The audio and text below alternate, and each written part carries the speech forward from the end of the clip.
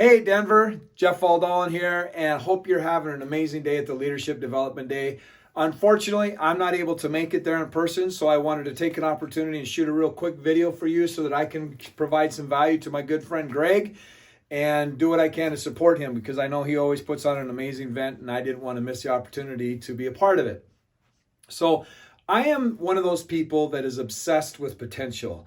And as I share in this video, you'll understand why it's such an obsession of mine. Is because, see, there was a time in my life where I almost took my life. And on June 15th of 1985, I woke up in the hospital. And I had this incredible amount of pain, of this wave move through my entire body. Pain like I had never experienced. And then as I began to gain consciousness, I opened up my eyes and I had this nurse looking over me. And she said, "Do you know where you're at?" And I had figured out that I was in the hospital. And she said, "Do you know who these people are?" My family had gathered around and I was able to identify them. And then she asked me a question that stunned me. She said, "Do you know what happened?" And I had no idea what had happened. And then she told me that my sister was across the street fighting for her life. Here I was in this incredible amount of pain and I don't even know how I got there. And then she told me that I was in a near fatal car accident. And see, what had happened is I was driving drunk. I went down in the ditch and I hit an intersection at 85 miles an hour. And then I flew 85 feet and flipped end over end and rolled. Fractured my neck, compound fractured my femur in two places, and almost ended my sister's life. And I'm thankful to tell you that we both have fully recovered. But see, then that nurse asked me another question that forever became a catalyst for everything in my life. And that is, do you know how you got here? And see, friends, the life that you're living right now in this moment is a result of decisions you have made throughout your entire life. And this is why I'm obsessed with potential, because potential is the actualization of possibility. That is not based on a good or a bad outcome. It is the potential of actualization based on what we put into where it is that we want to go in our lives. And see, there's some statistics out there that reveal some very important clues. The first is 85% of lottery winners file bankruptcy within 5 years of winning the lottery. 9 out of 10 businesses fail in the first 5 years, and of the 10% that make it, another 80% of those fail in the next 5 years. So what is it that keeps these people from having the success that we all desire of having? Well, it's pretty simple. It's our ability to expand. It's our ability to step into the unfamiliar. See, most entrepreneurs, including myself, have gone on this journey, and we have this honor in saying, "I am a self-taught man." But see, learning through experience is the most expensive way to learn anything.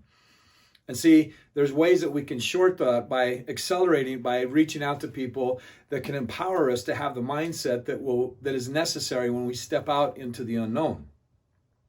See, my friend, the decision I made that got me to change my life was made over 31 years ago. I just celebrated 31 years of sobriety. And I made a decision, and it was more than a decision. It was a commitment. I made a commitment to myself. And that commitment was I wanted a better quality of life. See, friends, we don't get what we want. We get what we're committed to. And see, sometimes we're committed to playing the lesser version of who we were meant to be. And until something happens, that we have that opportunity to find out what we really value. Because every decision we make is clarifying what we really value. And see, if we understand what we really value, then we can understand that the decisions that we're making are aligned and congruent with our highest self, with the self of us that wants to create and leave this planet a better place than when we got here. So, but most people wait until tragedy happens, until the divorce happens, until the health or the body breaks down, until we get fired or our business runs in the ground before we have to reevaluate what we really value. But you don't have to wait that long, my friend. So you can change your life by looking at the questions you ask yourself. See, the quality of our questions determine the quality of our lives. And so I have some questions for you. First one is, what do you really want in life? And there's 6 areas of life. 6 areas of life. First is career, family, relationship, personal development, health, and spirituality. What do you want in those 6 areas of life? Then ask, what is it that's keeping you from having what you want? Because if we don't identify those things in our lives, what we're going to do is we're going to have blind spots and not really have a balanced authentic feedback that we need to look at. And then the next question is, what it is in your life that you must do that you don't want to do? See, friends, another concept that I was introduced to that would forever change my life is living a life that demands rigorous honesty. See, our pride doesn't want us to get real about who we are. And pride keeps us from stepping into our courage. See, a lot of people say, I want to have courage, but they don't understand that fear is the catalyst that leads us through courage. See, we want the good part, but we don't want the preparation part, which is the challenge, which is the pain that strengthens us to become who we are. So what do you want? What is stopping you from having it? What is it that you must do that you don't want to do? What are the parts of you that you don't want to share with anybody else? Because that's the part of you that is holding you back from stepping into your greatness. See, and if we're not looking at this stuff, what we end up doing is we put energy into resisting these things that we've got to learn to embrace. How do you communicate to yourself when things don't turn out the way that you want them to turn out? What is your environment? Is your environment conducive and aligned to supporting you to create what it is that you want to create? See, friends, environment is stronger than willpower. And you guys are having this amazing, epic time at this Leadership Development Day. What is your strategy for when you go back out into the real world? What are the tools and strategies you're going to take with yourself to put you back into the game and put you into the state that you're in right now? Because this is important. See, it's not that we are unresourceful. It's that we get into unresourceful states and we buy into what the environment wants us to buy into.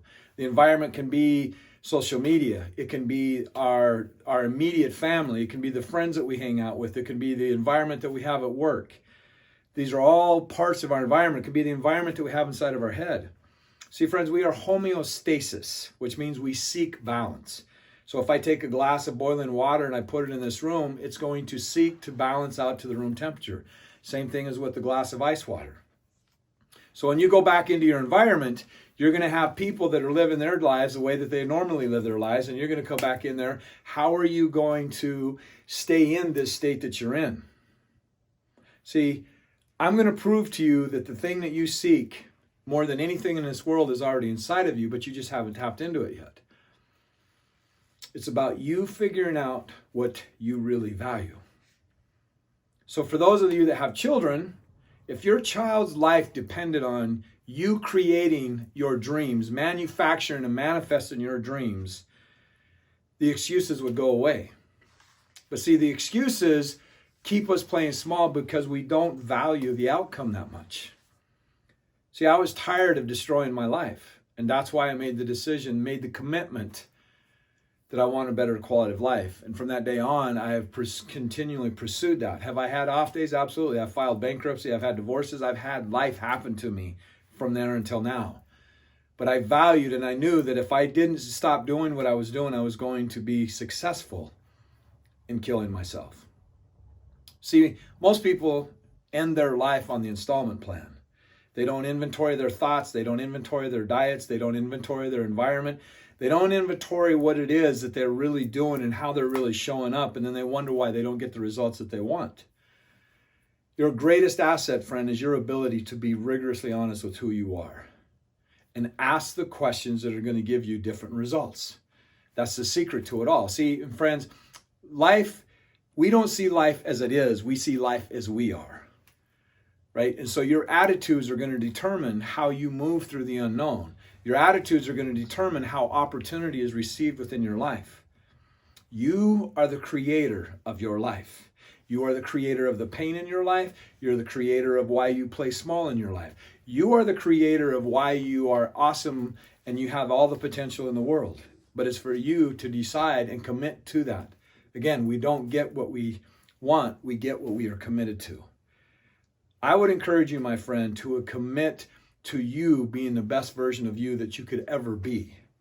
Commit to that. And then inventory everything that stands in the way of you staying small. See, our ego wants to keep us playing small. Pride wants to keep us playing small, but we have to get up into higher levels of understanding and consciousness for us to unleash our greatness. And see, that's why I brought up the whole thing about your child. You value your child's life to the point that you would give your life for your child's life. But if that child was your dream or you becoming the best human that you could be, you would be committed to it. You would give it everything that you have. And it's at that level that you create magnificent differences in this world. My friend, I wish I was there with you. I want to bless each and every one of you and send you all the love that I can from California out to Denver. And I want to leave you with this thought.